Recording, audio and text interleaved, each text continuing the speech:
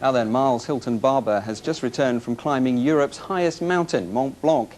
In July, he climbed Mount Kilimanjaro, the highest freestanding mountain in the world. He's also completed the world's toughest foot race, 150 miles through the Sahara Desert.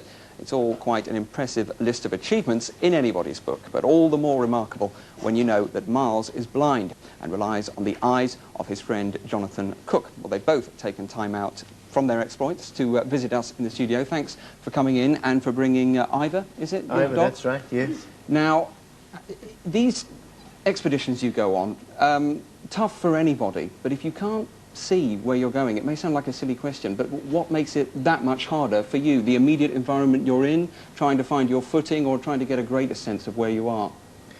It's a lot of that.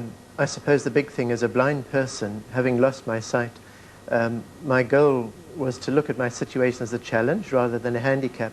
So climbing something like Kilimanjaro a few weeks ago, it's just you having to be very careful where you place your feet. Sometimes on Mont Blanc we had a bit of problem with glaciers and crevasses, and finding glaciers, crevasses the wrong way. So I rely a lot on John, but I suppose between us we're encouraging people, whatever their disability, to look at their potential rather than their limits.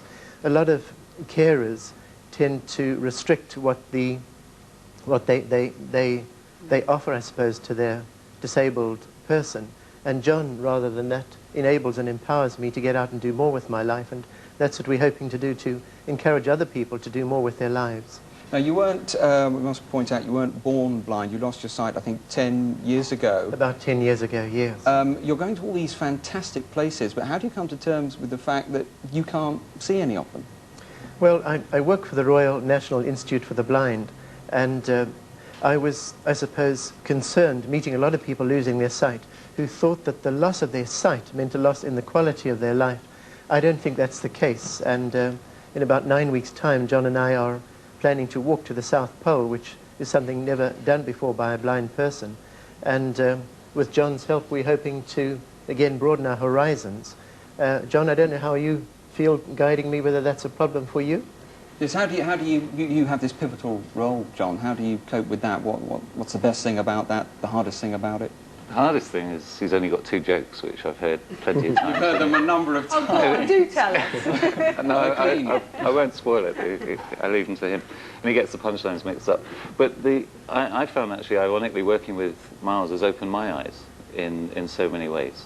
You know, to really experience these things through using more senses than just it looks pretty or it looks great. It's really helped me understand a lot more. And I think also I feel very challenged on the limits that I've put on my life. I mean, people say I'm able or not disabled, and yet I sort of found that I was going through my life putting limits on, I can't do this and I can't do that. Or it's a great responsibility, though, isn't it? You're not only responsible for yourself, but also for Miles. And I want to bring in Ivor here, because he's been very good sat there. Does he go with you as well? No, I asked guide dogs if they could train a husky for me for the South Pole, but they thought I was joking. That would be a good idea, surely, wouldn't it? Well, I think so, yes. The whole goal of the Royal National Institute for the Blind is challenging blindness.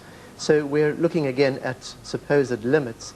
One of the French runners in the desert had a little motto on his rucksack: he who is not willing to risk going beyond his limits should not complain about the mediocrity of his existence. And that struck me. In the desert, my blind brother also took part, and he climbed Kilimanjaro with me. And is there nothing that you won't tackle? We've got a few mountains that we're thinking of in the future, but at the moment our big thing is to, through walking to the South Pole, to encourage other people to look, again, as I said, on their limitations, and hopefully also to raise funds for the RNIB to improve essential and new services over the next few years. Okay, well, good luck to both of you and the RNIB. You're off to South Pole next in a few weeks, did you say? Yes, it's about a 70-day trek pulling sledges. We leave early November. We hope to get to the South Pole in early January next year.